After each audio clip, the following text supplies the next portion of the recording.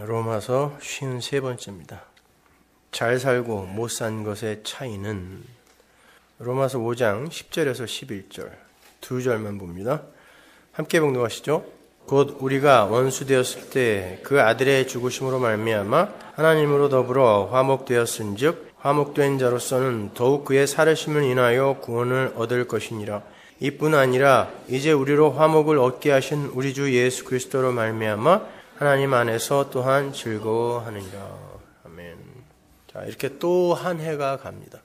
작년 송구영신 예배 드린 게 진짜 엊그제 같은데 이제 나이를 먹으면 먹을수록 세월은 더 빨라지는 것 같아요. 그냥 눈 깜짝했는데 또 오늘이 올해의 마지막 날입니다. 매년 이맘때쯤이면 사람들은 한 해를 반추해 보면서 스스로 결산을 해보곤 하죠. 올 한 해는 얼마만큼 열심히 살았는지, 또 얼마만큼의 소득을 냈는지, 얼마만큼 사람들에게 인정을 받았는지 등등 저마다 자신의 부가가치나 감가상각의 양을 계산을 해서 환호를 하기도 하고 반성을 하기도 합니다. 여러분은 한 해를 어떻게 보내셨습니까? 어떤 정치인의 말처럼 살림살이 좀 나아지셨나요? 아니면 심히 고단한 한 해를 보내셨습니까?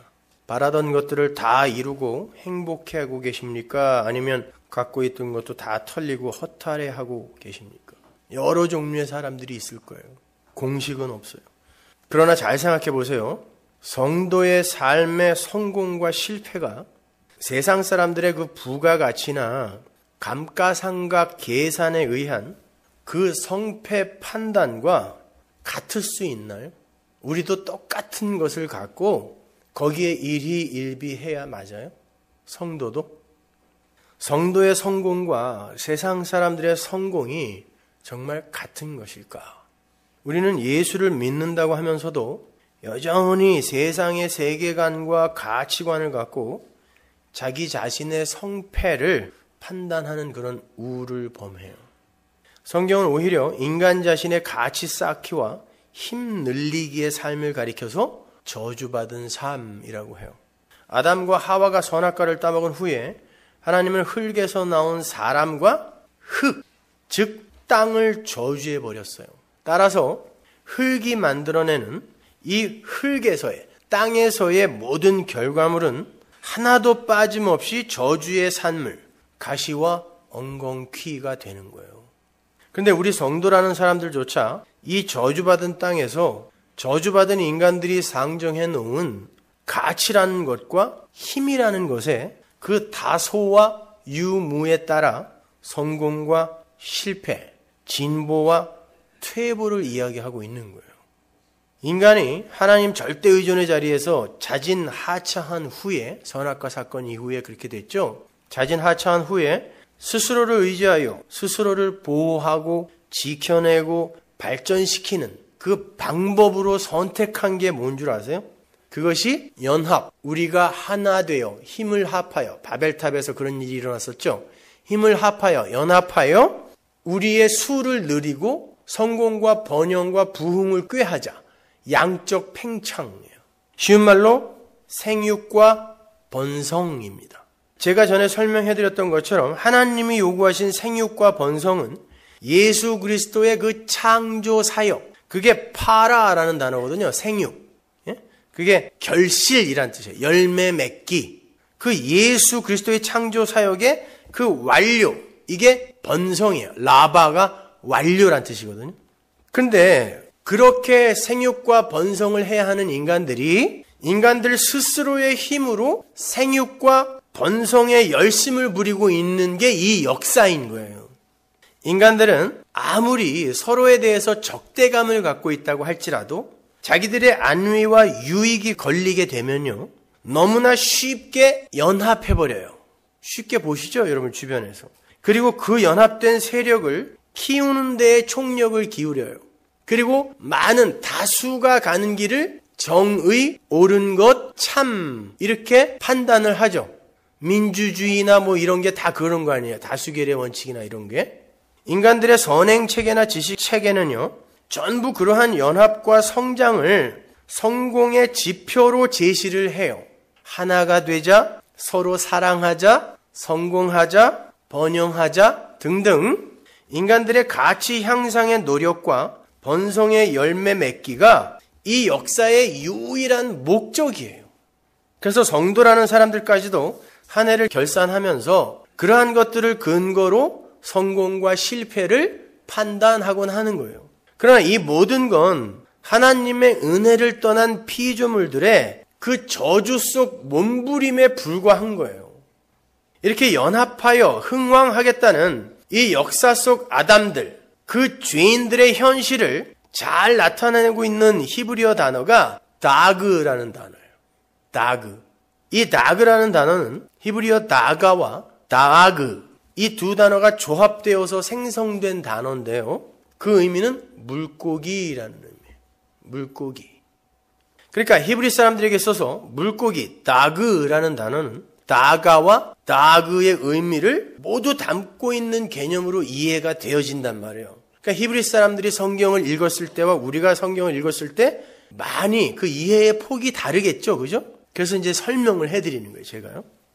히브리어 다가는 알을 낳다, 수가 많아지다, 그러니까 알을 낳아서 새끼를 번식하는 것들은 한 번에 왕창 낳죠. 그죠? 그러니까 다가는 알을 낳다, 수가 많아지다, 다산하다 이런 뜻이에요. 물고기 안에 이런 뜻이 들어있단 말이에요. 물고기들도 굉장히 많이 알을 낳죠, 여러분. 그 인본의 시각에서의 생육과 번성이죠. 그죠?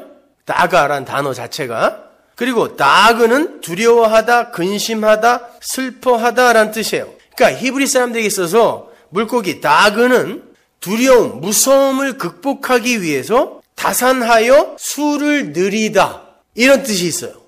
물고기라는 단어 자체 안에요. 그래서 히브리 사람들은 물고기처럼 알을 낳는 난태생을 알을 낳아 후손을 번식시키는 걸 난태생이라 그러죠. 알 난자예요. 그 난태생을 저주받은 출생이라고 여기고 부정한 것이라 그래요. 성경에도 나오죠. 그죠? 알에서 나오는 건. 근데 이 세상 모든 동생물들은요. 여러분 전부 알에서 난다는 거 아세요? 포유류는 그냥 새끼를 낳는데요. 근데 한번 잘 생각해 보세요. 어머니 뱃속에서 그들이 양수 안에 들어가 있죠. 여러분 그게 알이에요.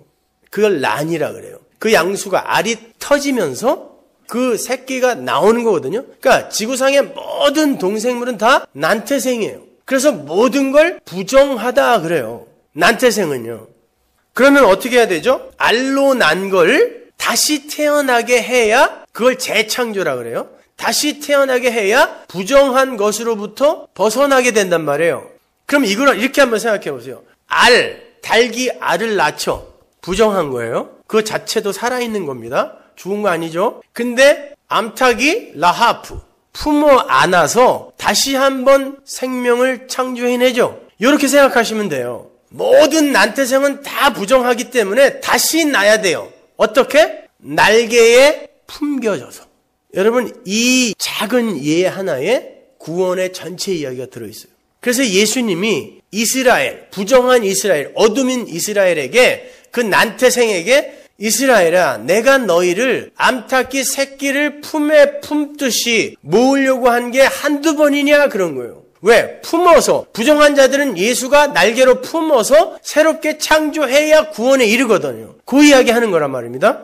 누가복음 13장 34절 보세요. 예루살렘아 예루살렘아 선지자들을 죽이고 내게 파송된 자들을 돌로 치는 자여 암탉이 제 새끼를 날개 아래 모음같이 내가 너희의 자녀를 모으려 한 일이 몇 번이냐? 그러나 너희가 원치 아니하였도다. 그죠? 예수님이 품어 안아야 새롭게 창조되는데 원치 않는 거예요. 나는 이미 존재인데 왜 내가 거듭나야 돼? 이렇게. 나비를 생각해 보세요. 애벌레가 고치, 알 속으로 들어가죠. 근데 그 고치 자체는 애벌레의 입장에서 보면 죽은 거예요. 그런데 그 고치, 알이 깨지면서 나비로 부활하는 게 애벌레, 고치, 나비의 상관관계잖아요. 여러분의 인생 속에서 이게 그대로 나타난다는 뜻이에요. 우리의 인생 속에서 이게 그대로 나타난다는 뜻이에요. 암탉이 자기 새끼를 품으면 부화가 돼요. 그 단어가 하나님의 신이 수면 위에 운행한다 해서의 그 운행하다 라하프라 그랬습니다. 그랬더니 뭐가 일어났어요? 창조가 일어났죠. 첫째 날 이렇게. 그러니까 그 이야기예요. 부정한 거, 혼돈, 공허, 어둠, 수면, 저주의 바다가 성령의 품에 이렇게 품겨지니까, 라하브 품겨지니까 창조가 일어나는 거예요.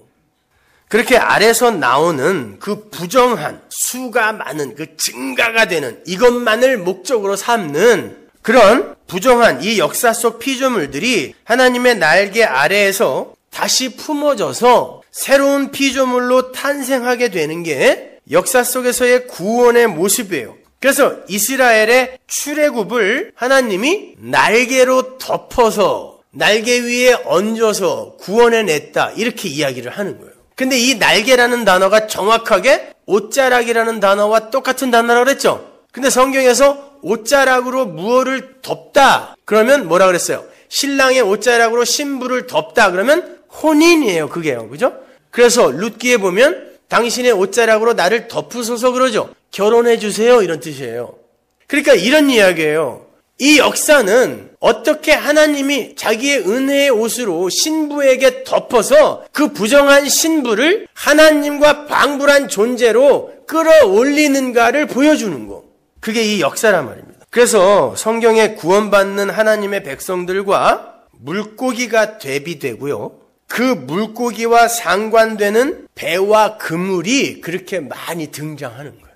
이제 여러분은 2012년에는 성경을 조금 더 깊이 보라고 제가 조금 깊은 설명을 해드리는 거예요. 그중 제가 하나만 보고 갈게요. 누가복음 5장 1절 보세요. 무리가 옹위하여 하나님의 말씀을 들을새 예수는 게네사렛 호숫가에 서서 호숫가에 두 배가 있는 것을 보시니 어부들은 배에서 나와서 그물을 씻는지라 예수께서 한 배에 오르시니 그 배는 시몬의 배라 육지에서 조금 뛰기를 청하시고 앉으사 배에서 무리를 가르치시더니 말씀을 마치시고 시몬에게 이르시되 깊은 데로 가서 그물을 내려 고기를 잡으라. 시몬이 대답하여 가로되 선생이여 우리들이 밤이 맞도록 수고를 하였으되 얻은 것이 없지만은 말씀에 의지하여 내가 그물을 내리리이다 하고 그러한즉 고기를 애운 것이 심이 많아 그물이 찢어지는지라. 이에 다른 배에 있는 동물을 손짓하여 와서 도와달라 하니 저희가 와서 두 배의 채움에 잠기게 되었더라. 계속 두 배가 나와요. 시몬 베드로가 이를 보고 예수의 무릎 아래 엎드려 가로되 주여 나를 떠나소서 나는 죄인이로소이다 하니 이는 자기와 및 함께 있는 모든 사람이 고기 잡힌 것을 인하여 놀라고 세베대의 아들로서 시몬의 동업자인 야고보와 요한도 놀랐습니다. 예수께서 시몬에게 일러 가라사대 무서워 말라 이제 후로는 내가 사람을 취하리라 하시니. 여러분이 너무 잘 아는 이야기죠. 설교를 하라고도 할 수 있죠. 이거 갖고요. 물고기를 잡던 시몬에게 앞으로는 물고기가 아니라 사람을 낚는 어부가 되게 하겠다라고 물고기와 구원받는 사람을 대비하고 있어요. 대조시키고 있단 말이에요. 사람을 낚는다는 건 저주의 바닷속에서 자기가 마치 살아있는 것처럼 착각하고 있는 그 물고기의 삶, 자기 가치의 확장, 물고기, 나가라는 단어 자체가 확장, 다수, 많아짐, 번성 이런 뜻이라 그랬잖아요. 그러한 물고기의 삶을 살고 있는 자를 건져 올려서 낚아 올리는 건 뭐예요? 물속에서 살아있다고 착각하고 있는 자를 낚아 올리는 건 뭐죠? 물고기 낚아 올리면 어떻게 돼요? 죽어요. 죽여서 살리겠다는 뜻이에요. 산자인 척하는 자를 낚아 올려서 죽여서 반드시 살려내게 하겠다는 뜻이에요. 누구에게? 베드로에게. 성도가 바로 하나님의 말씀으로 그 역할을 하게 되는 사람들이라는 뜻이에요. 근데 거기서 시몬의 배가 나와요. 여러분 시몬이라는 단어는 히브리어 그 시므온에서 나온 건데 시몬. 이 시몬은 광야, 사막이라는 뜻이에요. 제가 전 시간에 성도에게 닥치는 기근, 기갈, 굶주림 이런 거에 대해서 설명해 드렸죠. 그죠? 3년 반의 기근, 하늘이 닫힘 이런 거예요. 거기에 생수이신 예수가 부어져서 어떤 일이 일어나게 되는가 이거 설명해 드렸잖아요. 근데 시몬이라는 이름 자체가 사막, 광야란 말이에요. 베드로는 잘 아시죠? 페트라. 반석에서 뭐가 나와요?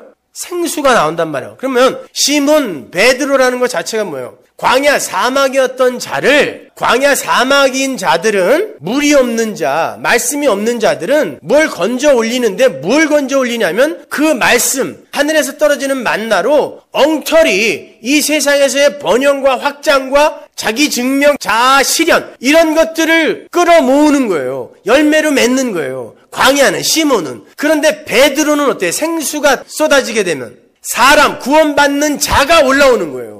요 대조를 하는 거예요. 그 시몬이 밤새 물고기를 잡다가 한 마리도 못 잡고 그물을 씻고 있었어요. 이게 원래의 이 세상 사람들, 예수를 믿는다고 하지만 엉터리 예수를 믿고 있는 사람들, 그 사람들의 결론이에요, 이게. 아무리 열심히 해도 마지막에는 벅벅 그물만 닦고 있는 거. 아무런 소득도 없는 거예요. 여러분, 예수님께서 육신을 입고 이 땅에 오셔서 구약을 그대로 삶으로 다시 살고 갔다라는 건 아시죠? 그죠? 예수님은 구약을 부정하러 오신 게 아니라 구약의 율법으로 예수를 설명해 놨는데 못 알아먹으니까 예수님이 오셔서 구약을 삶으로 살고 가신 거란 말이에요. 그래서 신약에 등장하는 여러 가지 소품들은 전부 구약적 배경을 갖고 있어요. 그래서 성경을 유기적으로 봐야 된다라고 제가 말씀드린 거예요. 그게 성경신학이라는 거란 말입니다. 구약과 신약을 따로 떨어뜨려 놓고 보면 안 된단 말이에요. 신약 성경에 자주 등장하는 그 배라는 소품이 궁극적으로 어디에서 설명이 완료가 되죠, 여러분? 잘 생각해 보세요. 어디에서 그 배라는 소품이 설명이 완료가 돼요? 요한계시록에 어떤 배가 나오잖아요. 계시록 18장 15절로 가보세요. 바벨론을 인하여 치부한 이 상품의 상고들이 그 고난을 무서워하여 멀리 서서 울고 애통하여 가로되 화이토다 큰 성이요 세마포와 자주와 붉은 옷을 입고 금과 보석과 진주로 꾸민 것인데 그러한 부가 일시간에 망하였도다. 각 선장과 각 처를 다니는 선객들과 선인들과 바다에서 일하는 자들이 멀리 서서 그 불붙는 연기를 보고 외쳐 가로되 이 큰 성과 같은 성이 어디 있느냐 하며 티끌을 자기 머리에 뿌리고 울고 애통하여 외쳐 가로되 화이토다 이 큰 성이요 바다에서 배부리는 모든 자들이 너의 보배로운 상품을 인하여 치부하였더니 일시간에 망하였도다. 여기에서 이 장사하는 배예요. 근데 이거는 바벨론이라는 걸 여러분 아시죠? 그죠? 바벨론을 배라 그래요. 그리고는 이 배가 장사하는 배라 그러죠. 근데 여기에서 계시록을 읽어보면 사람의 영혼이 거래됐다는 거 아시죠? 영혼이 거래가 됐어요. 그들의 거래 품목에 사람의 영혼이 들어가 있다니까요. 뭐겠어요? 역사 속에 던져진 가짜 교회 이야기하는 거예요. 그냥 세상만 이야기하는 게 아니에요. 성경은 항상 성도와 성도인 척하는 자들에게 주어지는 거예요. 세상 사람들이 성경을 왜 봐요? 안 본다니까요. 성도인 척하지만 말씀을 제대로 못 받아들이는 가짜들과 그 진리를 아는 자들에게 준 게 성경이란 말이에요. 그러니까 이 배는 뭐냐면 사람의 영혼이 거래되는 그러나 장사하는 배. 예수님이 뭐라 그러죠? 옛 성전을 너희들은 여기를 장사하는 곳으로 만들었구나 그러잖아요. 그러면 뭐겠어요? 구약의 인본주의, 율법주의를 그 깃발을 높이 든 구약의 옛 성전, 구약, 율법주의, 요것을 요 바벨론, 요 장사하는 배, 요게 지금 함축하여 상징하고 있다는 것을 여러분 알 수 있겠죠. 그죠? 장사라는 건 인간들이 자기의 노력과 수고를 들여서 자기의 유익을 구하는 거죠. 성전이 왜 장사하면 안 되냐면 성전은 인간들의 유익을 위해 존재하는 게 아니란 말이에요. 그래서 예수님이 그렇게 화낸 거예요. 왜 장사하는 곳으로 만들었냐고. 바로 이 바벨론이라는 인간들의 가치와 유익을 위한 그 배가 하나 등장하고요. 성경에는. 그리고 노아의 방주가 상징하는 예수라는 두 배가 등장해요. 잘 이해하세요. 요 배가 시편에도 나와요. 시편 48편 7절 보세요. 주께서 동풍으로 다시스의 배를 깨트리시도다. 우리가 들은 대로 만군의 여호와의 성, 우리 하나님의 성에서 보았나니 하나님이 이를 영영히 견고케 하시리로다.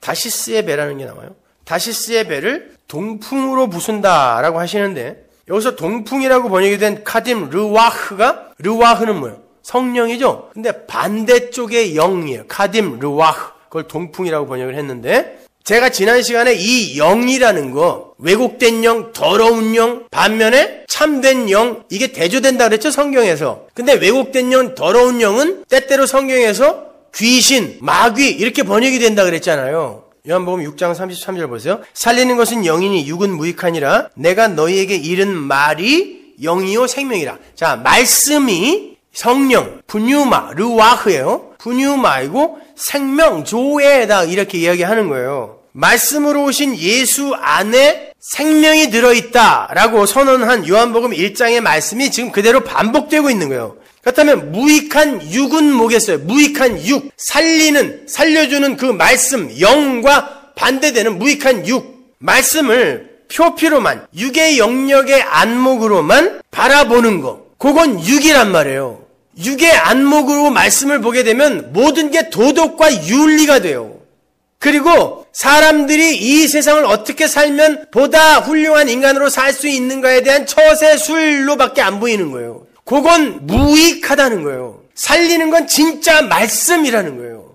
영이에요, 그게. 그러니까 이 영은 사람을 살려낼 수 있는 유일한 거예요. 말씀은 사람을 살려낼 수 있는 유일한 거란 말이에요. 근데 영이 곧 말씀이요 생명이라고 그랬잖아요. 따라서 말씀은 예수로만 결론이 나야 되죠. 예수 안에만 생명이 있고 예수가 말씀이니까. 그러면 모든 말씀을 읽을 때 여러분이 거기에서 예수를 끄집어낸다면 그게 뭐겠어요? 그리고 삶을 살면서 모든 게 다 예수의 십자가 아니면 나는 존재도 아니야 라는 이 예수로 여러분의 삶이 결론이 나면 뭐예요? 여러분의 삶과 여러분이 말씀을 갖고 여러분이 뭐를 낳는 거예요? 예수를 낳는 거예요, 그게요. 그러니까 여러분이 말씀을 통하여 도덕과 윤리나 아니면은 여러분에게 강요되는 어떤 규범, 아니면 세상을 어떻게 하면 멋지게 살까에 대한 처세술 이런 걸로 읽게 되면 그건 무익하게 되는 거예요. 성경은 생명이신 예수에 관해서만 기록되어 있단 말입니다. 그래서 예수님도 그러잖아요. 너희들이 성경에서 영생이 있는 줄 알고 성경을 상고하는데 나에게는 안 오는구나. 왜? 성경이 나에 대해서 기록한 것인데 도대체 거기서 영생을 찾는다고 공부는 하는데 그리고 영생을 가졌다고 하는데 왜 나한테는 안 오냐라고 하는 거예요. 이게 육의 안목으로 말씀을 보는 자들에게 하는 일갈인 거예요. 이거요. 다시 시편 48편으로 갑니다. 거기서 다시스의 배, 그 다시스의 배라는 뜻이 장사하는 배란 뜻이에요. 어떤 지명이 아니라 장사하는 배예요. 다시스가. 근데 재밌는 게요. 다시스의 배와 하나님의 성이 대조되고 있죠. 다시스의 배와 하나님의 성이 대조되고 있단 말이에요. 하나님의 성은 예수 그리스도로 말미암게 되는 은혜의 나라, 하나님 나라를 가리키는 거예요. 그러니까 그 하나님의 성, 그 성 안에 들어가서만 우리는 안전한 거거든요. 쉽게 말해서 새 성전이신 예수 그리스도를 가리키는 거란 말이에요. 장사하는 배, 장사하는 성전, 즉 인간의 유익을 위해 존재하는 배는 반드시 멸망할 거고 하나님의 은혜의 배, 예수 그리스도라는 방주만이 저주의 바다 위에 오롯하게 뜨게 될 것이다 라는 그런 말이에요. 예수님께서 옛 성전에 들어가서 너희는 이곳을 장사하는 곳으로 만들어 놨다가 다시스의 배예요. 바벨론의 배, 그게 구약이란 말이에요. 그게 계시록에 가서 멸망하는 거예요. 세상에 있는 게 아니에요. 교회 안에 다른 모양으로 있는 가짜를 이야기하는 거예요. 그게 멸망하는 거예요. 그러니까 성경은 단순히 세상과 성도의 이야기를 그려놓은 게 아니라 교회라는 울타리 속에 알곡과 가라지에 대해서 기록을 해놓은 거라고 보시면 돼요. 아무튼 성경에 등장하는 두 배는 구약과 신약을 상징한다고 보시면 돼요, 여러분. 구약 안에 갇혀서 그 배 타면 죽어요. 예수라는 방주, 신약, 그 안에, 은혜 안에 들어가야 산다를 보여주는 거란 말이에요.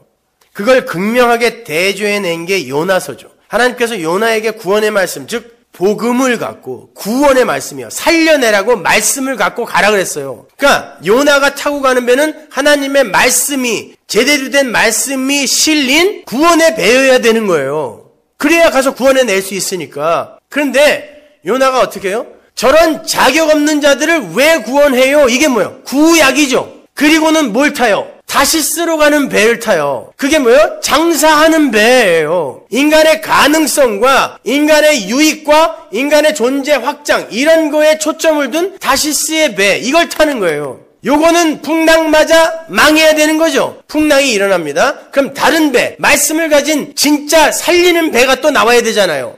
요나가 그 배로 등장하는 거예요. 어떻게? 하나님이 요나를 물속에 집어넣어서 물속에 스올에 빠뜨려 죽이는 거예요. 그래서 스올, 지옥이 나오는 거예요. 그런데 그가 요나의 표적이라고 그러죠. 예수님의 십자가를. 요나가 죽음으로 말미암아 사흘 밤낮을 스올, 지옥 속에 있다가 나옴으로 말미암아 도대체 구원받을 이유가 없는 니느웨, 아수르 사람들은 이스라엘 사람들을 포로로 잡아가는데 혓바닥을 철사로 뚫어서 개구리처럼 질질 끌고 갔던 사람들이라고 했죠.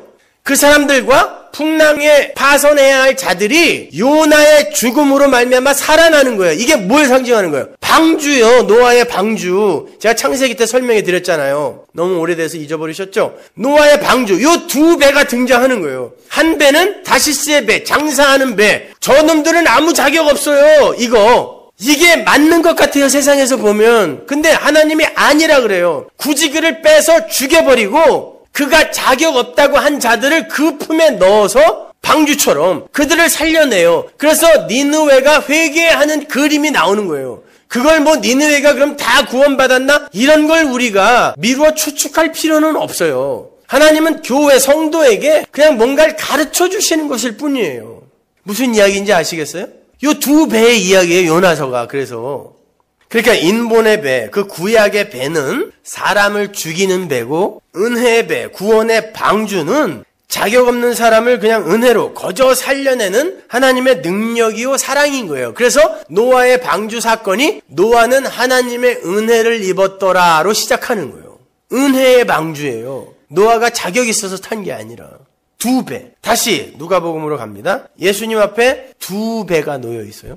구약의 성전과 신약의 성전이라 할 수 있죠. 예수님께서 시몬의 배, 시몬의 배는 뭐라고 했어요? 광야의 배, 사막의 배예요. 시몬의 배, 기갈의 배, 가뭄의 배에 올라가신 생수가 가뭄의 배에 올라가 버리는 거예요. 예수님께서 시몬 베드로에게 깊은 데 가서 그물을 던지라 그래요. 물고기 잡아오려는 거였죠. 그때 베드로가 뭐라 그러죠? 밤이 맞도록 수고하였는데 얻은 것이 하나도 없다. 거기서 밤이 맞도록이라고 번역이 된 어구가 모든 밤 동안, 밤의 때에 이런 뜻이에요. 모든 밤. 단순히 하룻밤을 이야기하는 게 아니에요. 모든 밤, 어두움의 시간, 밤의 때에 수고했다 그러죠. 그 수고라는 단어도 코피아오라는 단어인데 이 단어가 부여된 수고, 부여된 노동이에요. 히브리 사람들에게 있어서 부여된 수고, 부여된 노동이 뭐죠? 율법이에요. 그래서 코피아오라는 단어는 율법적 수고를 이야기하는 거예요. 밤의 때에 광야, 사막인, 말씀이 없는 시몬이라는 존재가 코피아오, 율법적 열심을 내놓았더니 아무것도 소득이 없더라라는 뜻이에요. 아무것도 소득이 없더라. 여러분, 이건 단순히 우리의 힘으로는 아무것도 못해도 예수님이 명령하신 걸 그대로 순종하면 그물이 찢어지도록 고기를 잡는데 이 얘기가 아니에요. 성경은 다 예수의 이야기라고 그랬잖아요. 그 상태에서 예수님이 말씀을 던지세요. 인간들이 어떤 오해를 하고 있는지 가르쳐주기 위함이에요. 그때는 아직 교회에 하나님의 백성들에게 성령이 오시기 전이죠. 그러면 예수님의 말씀이 누구에게든 이해가 가면 안 돼요. 그래서 제자들도 이해 못하는 거예요. 그때 시몬 베드로가 그 말씀을 듣고 나가서 하나님의 뜻대로 무언가를 성공적으로 성취해내면 안 되는 거예요. 예수님은 항상 말씀으로 오세요. 그리고 말씀을 하세요. 그건 하나님의 말씀인데 성령을 받지 못한 자가 하나님의 말씀을 성취해내면 안 된다니까요. 그러니까 베드로가 고기를 많이 잡아온 건 성령이 오시기 전에 베드로가 고기를 많이 잡아온 건 우리 보고 이렇게 해라라고 교훈을 주기 위한 모델이 아니란 말이에요. 성령을 받기 전에 인간들의 열심과 노력으로 어떤 실수를 해내는지 보라는 거예요. 오히려요. 여러분, 성경이 어려워요. 쉽지 않아요. 하나님은 하나님의 말씀을 가린다니까요. 여러분, 그럴 거예요. 왜 그렇게 어렵게 하겠어? 누구나 다 읽어서 이해하게 하겠지. 네가 틀린 거야 라고 말씀하실지 모르겠지만 하나님은 하나님의 백성 이외에 그 누구도 못 알아먹게 막았다 그랬어요. 하나님의 말씀을. 그래서 하나님의 백성 이외에는 이해가 안 가게 그냥 감춰버렸어요. 무스테리온으로 막아버렸다니까요. 절대로 누구나 다 읽고 이해할 수 있게 쉽게 안 썼어요. 생명나무 실과는 화염검으로 막혀있다니까요. 성도만 이해한단 말이에요. 자, 예수님께서 그물을 깊은 데에 던져서 무엇을 건져 올리라 그래요. 깊은 데라는 건 물고기를 잡을 수 없는 곳이에요. 그런데 물고기가 그물 가득 올라오죠. 게다가 그물도 찢어져요. 조금 전에 말씀드렸던 것처럼 물고기, 그 다그는 연합과 다산과 증대로 자신들의 안위를 지키고 가치를 자랑하려고 하는 율법 아래에서의 아담들을 상징한다 그랬어요. 이게 세상이에요. 요 물고기와 나중에 예수님이 넌 이거 말고 사람 낫게 할 거야 라고 구원받는 사람과 대조하는 걸 잊지 마시란 말이에요. 이게 율법 아래에서의 아담들이란 말이에요. 그 물고기가요. 나그가. 시몬은 베드로 물을 내는 반석이 되어서 사람을 살려야 되는데 시몬인 상태에서는 말씀을 가지고도 물고기만 낚아 올리더라는 걸 보여주는 거예요. 거기에서 성경이 이상한 표현을 써요. 개역 성경이 시몬 베드로의 그물이 찢어졌다 그랬는데 그 디알흐레소라는 단어는 조각조각 나와서 깨지다라는 뜻이에요. 여러분 그물은 깨지지 않죠. 조각조각 부수어지다. 하나가 아니고 조각조각 부수어지다라는 뜻이에요. 그러니까 보세요. 성경이 온전히 예수로 이해되어지지 않고 조각조각 부수어져서 교훈이 되고 가르침이 되고 행동 강령이 되고 이래버리면 그게 물고기를 건져 올린다는 뜻이에요.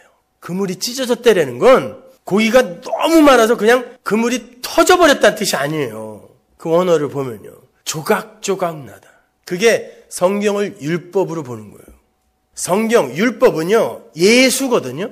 근데 율법을 규례, 명령으로만 보면 이게 신명기 28장이죠. 이 명령과 규례를 그러잖아요. 지키면 복받고 안 지키면 저주받는다. 명령과 규례로 보면 율법은 조각조각조각 세분화되는 거예요. 그걸로는 물고기밖에 건져 올릴 수 없어요. 아담 아래, 율법 아래에서의 아담들. 잠언 12장 13절 보세요. 악인은 입술의 허물로 인하여 그물에 걸려도 의인은 환난에서 벗어나니라. 입술의 허물이 뭐예요? 잘못된 말이에요. 말. 잘못된 말씀. 그 말씀에 대한 이해는 인간들을 그물에 걸리게 한다는 거예요. 인간의 행위, 도덕과 윤리와 성숙의 강요로 축약되는 구약의 오해된 말씀, 그걸 떠올리면 돼요. 하나님의 말씀을 곡해하면 바로 그러한 그물에 걸리게 되는 거예요. 이사야서 19장 8절. 어부들은 탄식하며 무릇 나일강에 낚시를 던지는 자는 슬퍼하며 물에 그물을 치는 자는 피곤할 것이며 무의미한 수고로 그물을 던지는 자가 있다는 거예요. 지금 시몬의 모습이에요. 고기 하나도 못 잡은 시몬의 모습. 그물을 계속 던지는데 아무것도 못 잡는다. 피곤할 것이다.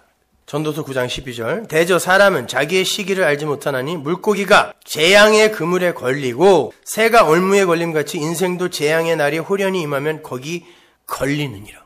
역시 물고기와 그물이 등장하죠. 그런데 하나님이 던지신 그물도 있죠. 비유 공부할 때 살펴봤잖아요.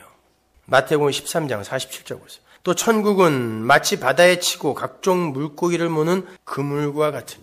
여기에서 그물이라고 번역된 단어, 사게네라는 단어는요, 장비하다, 장비를 갖추다, 가구라는 뜻이에요. 히브리 사람들이 성전에 빛이 되는 그 가구를 가리킬 때 세게네라는 단어를 썼어요. 여러분, 성전의 그 가구, 성전의 기구들은 모두가 다 모였어요. 복음, 하나님의 말씀을 설명하는 거였죠. 떡상, 촛대, 번제단, 모든 게 다, 그죠? 그러니까 그건 눈에 보이는 복음, 말씀이란 말이에요. 그 말씀 세 개 내에 걸려요. 걸리는데 좋은 고기, 나쁜 고기가 한꺼번에 걸려요. 그런데 나중에 마지막 때가 되면 그 말씀에 걸린 걸 요건 좋은 고기, 요건 나쁜 고기 이렇게 골라낸다 그랬어요. 자, 여기에 한 울타리에 같은 말씀을 듣는 이들이 이렇게 있어요. 근데 이 중에 가라지가 있고 알곡이 있다고요. 같이 걸리는데 하나님께서 나중에 골라내요. 어떤 자를 골라낼까요? 같은 설교를 듣고도, 같은 말씀을 듣고도 이걸 인간들의 행위, 윤리, 규범, 율법으로 받아들이는 자들이 말씀을 나는 붙들고 있고 열심히 신앙생활을 한다고 하는데 결국 가라지, 나쁜 고기로 골라내지는 거예요. 이게 바로 저주의 그물에 걸리는 거예요, 이것이요. 왜? 하나님의 말씀은 그냥 똑같아요. 말씀은 던지는데 그물이에요. 근데 엉뚱한 그물에 걸리는 자가 있단 말이에요. 율법의 그물. 이게 나쁜 고기란 말이에요, 여러분. 그게 바로 조각난 그물, 찢어진 그물, 거기에 걸린 물고기란 말이에요.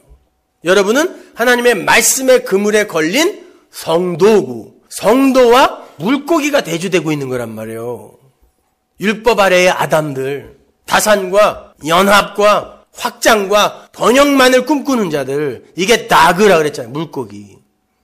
잠언 18장 7절 보세요. 미련한 자의 입은 그의 멸망이 되고 그 입술은 그의 영혼에 그물이 되느니라. 10절. 여호와의 이름은 견고한 망대라. 의인은 그리로 달려가서 안전함을 얻느니라. 미련한 자의 말, 엉터리 말을 갖고 있는 자도 어디로 들어가는데 그건 그물에 걸리는 거고, 하나님의 백성은 여호와의 이름이라는 견고한 망대로 달려가는 거예요. 견고한 망대. 참성전인 예수 안이라는 망대. 예수 안. 보세요. 이렇게 그물과 진짜 하나님의 이름, 하나님의 말씀이 대조되고 있고, 엉터리 배, 노아의 방주인 예수라는 배, 이렇게 대조되는 거란 말이에요. 하박국 1장 14절 보세요. 주께서 어찌하여 사람으로 바다의 어족 같게 하시며, 물고기죠, 주권자 없는 곤충 같게 하시나이까. 그가 낚시로 모두 취하며 그물로 잡으며 초망으로 모으고 인하여 기뻐하고 즐거워하여. 인간들은 모두, 성도도 이 세상에 올 때는 다 물고기로 오는 거예요. 그죠? 선악과 입에 물고 오니까 누구도 다. 우린 다 아담들로 오는 거 아니에요. 물고기로 오는 거예요. 그걸 그물로 잡는다는 뜻이에요. 그리고는 나쁜 고기는 영원한 불못으로 던져버리고 거기에 걸려진 좋은 고기만 하나님 나라로 끌고 올라간다는 그런 뜻이란 말입니다. 그렇다면 누가복음 5장의 그 시몬, 아직 베드로라는 이름도 받지 못한 시몬이 그 시몬의 배, 기근의 배, 갈증의 배로 잡은 물고기는 축복의 물고기예요? 저주의 물고기예요? 저주의 물고기란 말이에요. 그래서 그 저주의 배가 바다에 빠지는 걸로 끝나는 거예요. 누가복음 5장 7절 보세요. 이에 다른 배에 있는 동물을 손짓하여 와서 도와달라 하니 저희가 와서 두 배의 채움에 잠기게 되었더라. 그물이 조각조각 났어요. 이거 아니네. 왜 안 걸리지? 조각조각 나면 큰일 나는 거잖아요. 그러면 그 말씀을 하신 예수께 도와주세요 해야 되는데, 또 다른 배에, 장사하는 배죠, 역시 그것도.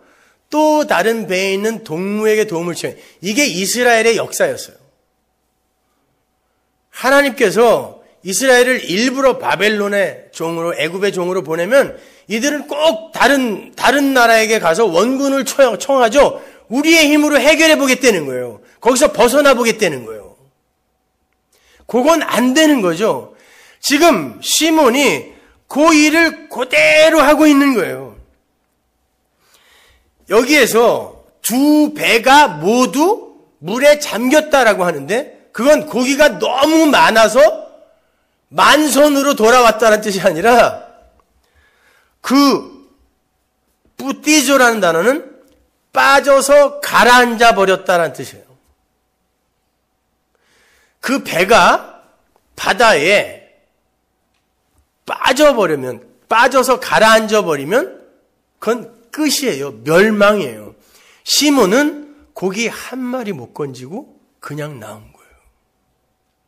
그리고는 하나님 앞에서 뭐라 그래요? 엎드려서 내가 죄인입니다. 이게 끝이에요, 여러분. 죄인의 결국이 그건 거예요.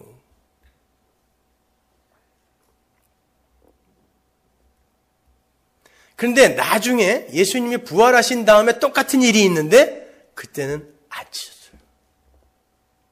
그리고 그때는 이제 베드로로 예수님 앞에 엎드려요. 내가 죄인입니다가 아니라 내가 주님을 사랑합니다로 나가는 거예요. 베드로가 어떻게 뭐가 바뀐 게 아니라 십자가가 그를 그 being의 문제, doing의 문제가 아니라 존재를 바꿔버리는 거예요.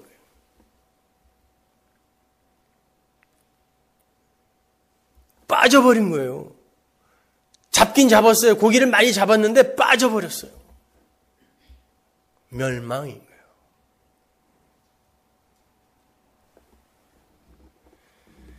이렇게 시몬에서 베드로로 황골탈퇴를 해가는 그 과정이 성도의 신앙 생활이에요. 시몬의 열매는 고작 물고기, 인본주의, 율법주의의 세상적 열매일 뿐이며 그것은 곧 저주의 바다에 빠지는 사망의 일이 된다는 거예요.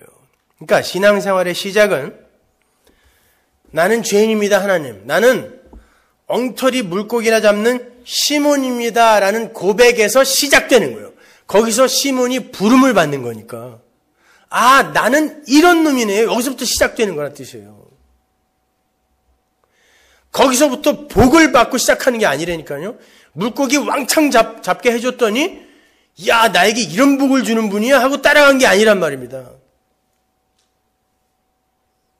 나는 엉터리 물고기나 잡는 시몬, 광야, 사막이구나 를 알아야 그 생수이신 예수를 쫓게 되는 거예요. 우리 서머나교회는 그거 하자는 거예요, 여러분. 다른 게 아니라.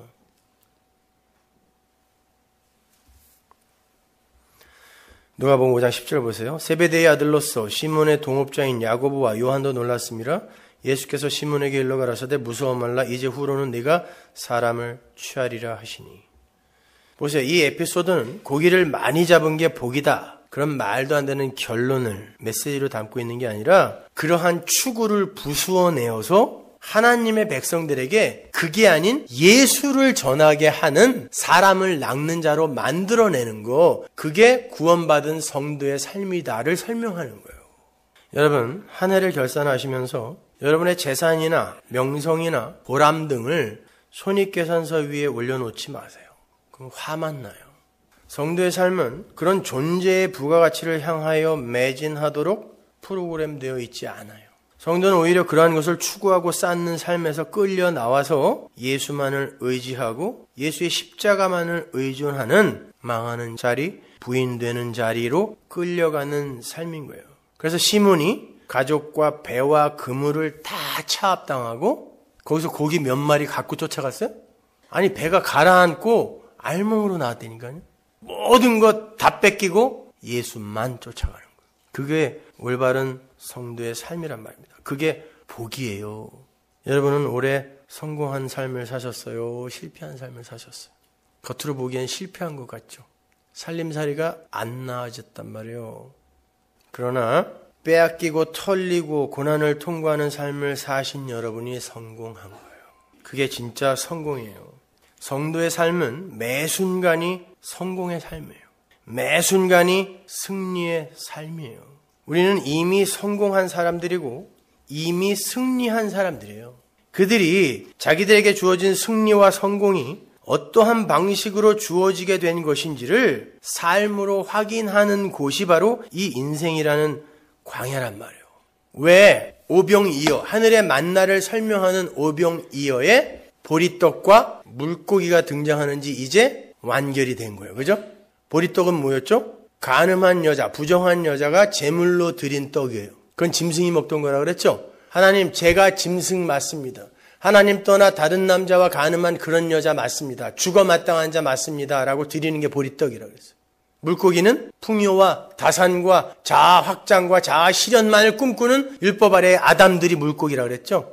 예수님이 바로 그러한 짐승이 먹는 더러운 부정한 간음한 자 보리떡이 되시고 율법 아래의 아담, 그 뱀이 되셔서 우리에게 먹힌 거예요. 십자가 위에서 죽어서 우리에게 먹힌 거예요. 그 예수를 믿는 거예요, 기독교는. 떡과 물고기를 얻어내는 게 기독교가 아니라 그건 다 멸망되어져야 할 것이기 때문에 하나님이 그 보리떡과 물고기가 되어서 그걸 전부 죽여버리고 여러분의 자아를 확장시키고 발전시키고 성숙시켜서 하나님의 기뻐하는 자가 되는 게 아니라 그걸 예수가 죽여야 사는 거예요, 여러분은요. 여러분이 고치 속에 들어가 죽어야 나비로 부활한다니까요. 애벌레가 아이고 난 죽었네 그 순간 나비가 되는 거예요. 여러분이 성공한 사람 맞는 거예요. 그러니까 아프고 힘들고 어려운 한 해를 보내셨어요? 성공한 거예요. 이 중에서 제일 성공한 사람 나. 여러분도 마찬가지예요. 제일 성공하신 분들이에요. 힘들고 어려운 삶 하나님이 괜히 허락하시는 거 아니란 말입니다, 여러분. 절대로 그런 세상 사람들이 성패의 근거로 붙들고 있는 그런 걸로 여러분의 성공과 실패를 판단하지 마세요. 그리고 그걸로 슬퍼하거나 그걸로 좌절하거나 그까짓 거 조금 얻어냈다고 기뻐 펄펄 뛰지 마세요. 우리는 얼마만큼 내가 예수를 의존하는 자가 되었는가, 나는 진짜 예수 없으면 안 되는 자다라는 이 고백을 얼마나 더 분명하게 할 수 있는가로 성공과 실패를 판단해야 되는 거예요. 여러분, 모세가 이 인생을 어떻게 정의했어요? 이 인생은 어떤 거다? 마지막으로 그것만 보죠. 시편 90편 9절 보세요. 우리의 모든 날이 주의 분노 중에 지나가며 우리의 평생이 일식간에 다하였나이다. 우리의 연수가 70이요 강건하면 80이라도 그 연수의 자랑은 수고와 슬픔뿐이요 신속히 가니 우리가 날아가나이다. 모세가 정의한 성도의 인생이에요. 우리의 모든 날은 주의 분노, 뭐예요? 지옥의 백신. 지옥의 백신은 지옥이에요. 그러나 완전한 지옥이 아니라 조그만 지옥. 주의 분노란 말이에요. 왜? 이렇게 살면 죽어! 이게 주의 분노니까. 그래서 우리에게 지옥이 오는 거예요. 인생은 그런 지옥의 백신, 주의 분노로 감지가 되어져야 맞아요. 그리고 우리의 인생은 수고와 슬픔으로 신속히 지나가는 게 맞아요. 아무리 기쁘고 행복한 일이 일어나도 며칠 안 가잖아요. 그 이후는 또 다른 눈물과 고통과 슬픔이 또 닥치고, 그렇게 수고와 슬픔으로 점철된 인생이 야곱의 고백처럼 나그네 인생길 130년에 내가 심히 고단한 삶을 살았다라는, 그러니까 빨리 하나님께 가야지, 그 하나님과 함께 해야지, 이 고백하는 거예요, 여러분. 그렇게 수고와 슬픔뿐인 인생을 사는 이들에게 예수가 보이고 십자가가 보여요. 그들에게만 예수의 피가 소중하게 느껴진단 말입니다. 다른 사람들처럼 주판을 튕기면서 한 해를 잘 살았느니 못 살았느니 성공했느니 실패했느니 그러지 마세요.